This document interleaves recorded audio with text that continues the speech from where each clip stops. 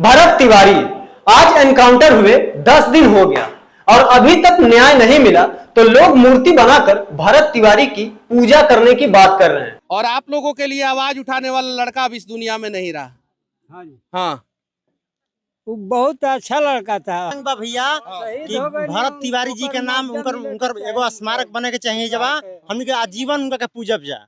क्या भरत तिवारी की मूर्ति बनाकर पूजा करना सही है? मुझे लगता है जिसकी मूर्ति बनाकर लोग पूजा करें वो इंसान कभी गलत नहीं हो सकता। मैं जब तक कि मेरे शरीर में प्राण रहेंगे मैं ऐसे लोगों को खिलवाड़ नहीं करने दूंगा। दोनों समस्या इन लोगों का है, कहना भी सही है। घर कैसे बनाएगा लोग? पैसा जल्द से जल्द इन लोगों का दिया जाए। मैं बता रहा हूँ भरत तिवारी क्योंकि गलत क्यों था, क्योंकि सर्व समाज के लिए लड़ रहा था। अगर वही भरत तिवारी चाटुकारिता करता, नेता के पीछे आगे पीछे घूमता, जी हजूरी करता, तो आज भरत तिवारी के पास गौशाला होता, कल होता, मकान होता, रुपया होता, पैसा होता। लेकिन वही भरत तिवारी सिस्टम के खिलाफ लड़ा था। हथियार उठाना गलत था मानता हूँ, लेकिन बंदे ने हथियार अचानक तो नहीं उठाया। जब एक आदमी सरकार से न्याय मांगते मांगते थक जाए तो क्या करे? इरिटेट होकर आदमी कुछ ना कुछ कर ही देता है। हालांकि गलत है, हथियार नहीं उठाना चाहिए। हथियार उठाए उसी का नतीजा है एनकाउंटर। और यह बात भरत तिवारी को पहले ही पता था कि मैं जो कदम उठाने जा रहा हूं पक्का मेरा एनकाउंटर होगा। और इसका वीडियो भी उन्होंने पहले ही बना दिया था कि मेरा एनकाउंटर कंफर्म है। अपना बलिदान जो मैं बलिदान देने वाला हूँ, एनकाउंटर करो। क्रांतिकारियों की शान गोली खाने और खिलाने में है। जिस समय उनका इनकाउंटर इस जगह पे हो रहा था, आप लोग यहीं पे थे? जी, जो मांग करेंगे वो हम पूरा करेंगे। प्रशासन ने शासन दिया कि हम सब मांग को पूरा करेंगे।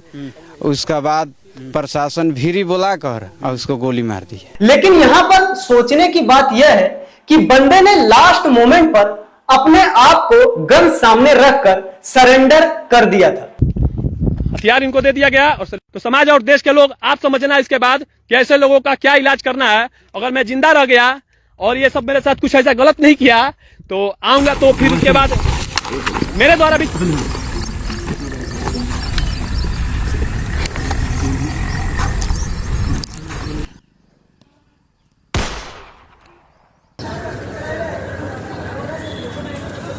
शूट कर दिया गया। कारण यहां के एसडीएम और डीएसपी की लापरवाही। अब तो एनकाउंटर का एक चलन चल चुका है। और जो ठीक नहीं हुआ है, गोली से नहीं माना है तो गोली से जरूर मान गया। क्या ये उचित है? किसी मुजरिम का एनकाउंटर करना सही है, गलत नहीं। लेकिन कौन मुजरिम है कौन नहीं है, इस बात के लिए कानून सख्त भी तो होना चाहिए। सोचिए, अगर आज कानून सख्त होता तो भरत तिवारी का एनकाउंटर नहीं गिरफ्तारी होता। यानी भरत तिवारी के एनकाउंटर का सारा खेल डीएम, एसडीएम और डीएसपी का है। वरना भारतीय कानून के तहत पुलिस को किसी की हत्या करने की अनुमति नहीं है। एनकाउंटर केवल सेल्फ डिफेंस या फिर गिरफ्तारी के दौरान कानून द्वारा किसी विशेष परिस्थिति में कानून रूप से ही एनकाउंटर का मान्य होता है। जैसे आत्मरक्षा का अधिकार भारतीय दंड संहिता, आईपीसी इंडियन पेनल कोड धारा 96 और 106 बीएनएस भारतीय न्याय संहिता हर नागरिक को आत्मरक्षा का अधिकार देता है। यदि कोई अपराधी पुलिस पर जानलेवा हमला करता है तो पुलिस अपनी जान बचाने के लिए गोली चला सकता है। लेकिन जानलेवा हमला होने वाला है यह पूरी तरह कंफर्म हो जाए तो, वरना गिरफ्तारी के नियम सीआरपीसी सेक्शन 46 और बीएनएस पुलिस को यह अधिकार देती है कि अगर कोई आरोपी ऐसे अपराध का दोषी है जिसकी सजा मृत्यु या आजीवन कारावास है और जो व्यक्ति अपनी गिरफ्तारी का विरोध कर रहा है तो उसे पकड़ने के लिए पुलिस अपना बल प्रयोग कर सकती है। और यह बल उस स्थिति पर डिपेंड करता है कि उसे गिरफ्तार करना है या एनकाउंटर करना है या उसे रिमांड पर लेना है। लेकिन यहां पर तो भरत तिवारी के साथ कानून का कोई भी एक्ट मैच नहीं हो रहा है। चलो मान लो भरत तिवारी ने गरीबों के हित के लिए अपनी आवाज उठाई और भरत तिवारी के उठाए गए मुद्दों को सरकार ने इग्नोर कर दिया। यानी सरकार ने भरत तिवारी के उठाए गए मुद्दों पर काम करने से सीधा मना कर दिया, तो भरत तिवारी सीधे हथियार उठा लिया। तो कानून ने इसे राजद्रोह और समाज विद्रोह बताकर बीएनएस की धारा 152 के तहत एनकाउंटर लागू कर दिया।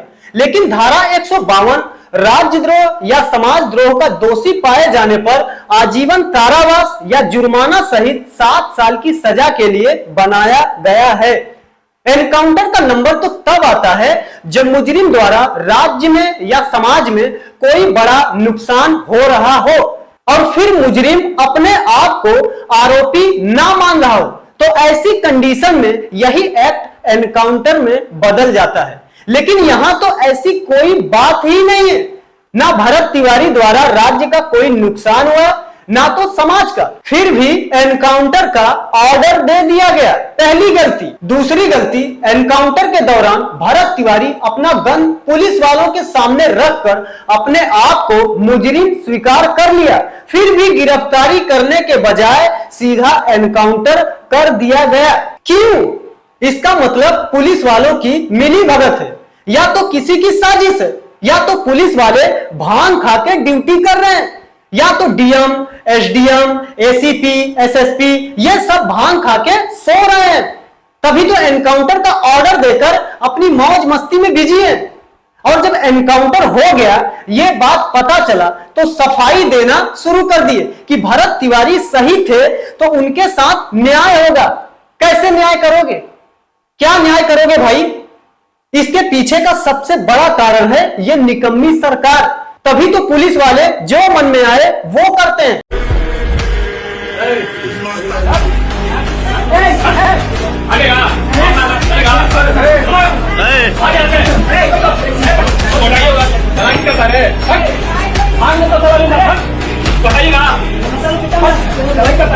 एनकाउंटर के बाद अब पुलिस वालों का कहना है कि भरत तिवारी हथियार लहराए थे और गिरफ्तारी के प्रयास के दौरान पुलिस वालों पर भरत तिवारी गोलियां भी चलाई थी और हम अपनी आत्म सुरक्षा को देखते हुए गिरफ्तार करने के बजाय मजबूरन एनकाउंटर करना पड़ा।